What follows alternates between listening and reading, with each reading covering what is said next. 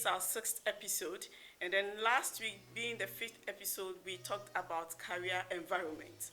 Career environment is so necessary, say that you can't go without it. You can't say you are developing your career, you are aspiring for a career, you are choosing a career, or you want to sustain your career without looking at your career environment. We've already talked about the personality or who you are. And then in the episode 4, and then in the 5, we talked about the environment. Today we are going to blend the two. That is, we are going to do SWOT analysis of our personality and the environment. If I say SWOT analysis, business people use it a lot, and I like it to do my analysis. And I believe it will help you too. It is SWOT. The S stands for your strength. If you are realistic, if you are investigative, if you are conventional, or what have you, what are your strengths? What are your weaknesses? What are the opportunities around you? And what are your threats? I'm repeating. What are your strengths? For instance, a realistic person, we learned that there are people that they like doing practical things. They like outdoor games. So for instance, we have the mechanical engineers, we have the auto, we have the sports exercise people. Their strength is that they can be on the practicals for a long time without getting tired, meaning that these people are not lazy.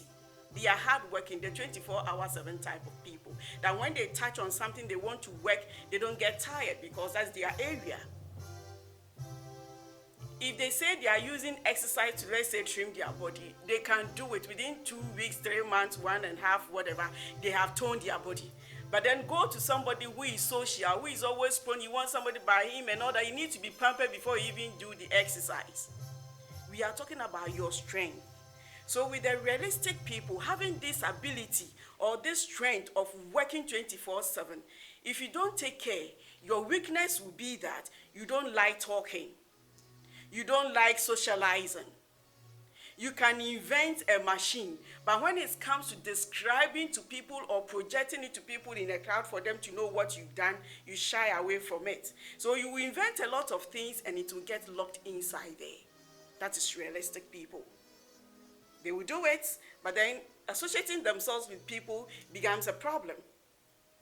Now the threat is that you are afraid because you think that there is nobody there that you can relate your message to.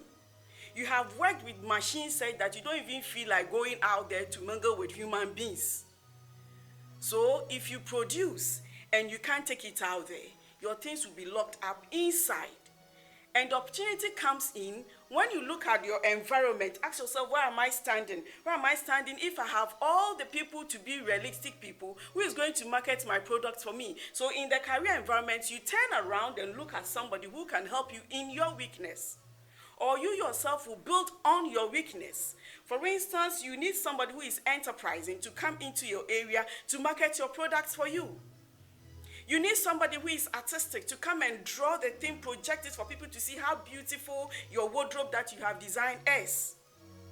There are so many opportunities out there. For instance, if you are doing an exam, if you are a candidate and you are a realistic person, don't joke with your practical lessons. Don't joke with it. Make sure you always have the materials to do your practicals, and then make sure that you get it and get it well in the practicals. If it's 25, score all the 25. Don't leave some for anybody. If you are conventional, you like charts. That is, draw charts in the diagram. You like step by step. So when it comes to studying or in your textbook, master all the graphs in it and make sure that when the graph appears in the examination room, on your paper in front of you, you write it, you draw the graph, you label the things and get the full marks from that place. The one weakness about you is that because you don't like talking, you can do the practicals well and score. But when it comes to rating, they ask you to write 500 words and you write 300 and you are chalked. You have opportunity to learn from somebody around you. Get a friend of somebody who is enterprising, who likes talking, who knows how to communicate well, and then listen and listen and listen over and over again to such people. And when you listen to them, you will know how to also describe yours. With time, you use your environment to build upon your weakness, to increase your strength, and it will limit your threats or your fears. What are you doing with the opportunities around you? This episode is telling you to rise up. Turn around, look around, and see the opportunities around. Use those opportunities to build upon your weaknesses. Everybody has a weakness. Use it to build upon your weakness and let your strength increase. So that when we put your strength and weakness on a balance sheet, your strength would weigh your weakness, and your weakness will be hanging out there because you have used the opportunity to build on your strength. And your fears are limited. And so when you say you are going out there, you go all out. Let's use the environment that we have, our career environment, to develop our career. Let's use it so that we can aspire for the right career. Let's use it so that we can choose the right career that befits us. And again, to sustain your career, you need to identify the environment in which you are so that you make good use of it. See you next week for the 7th episode. Thank you, Mr. Francis Asel, for doing us favor by doing the sign language. Thank you. Bye for now.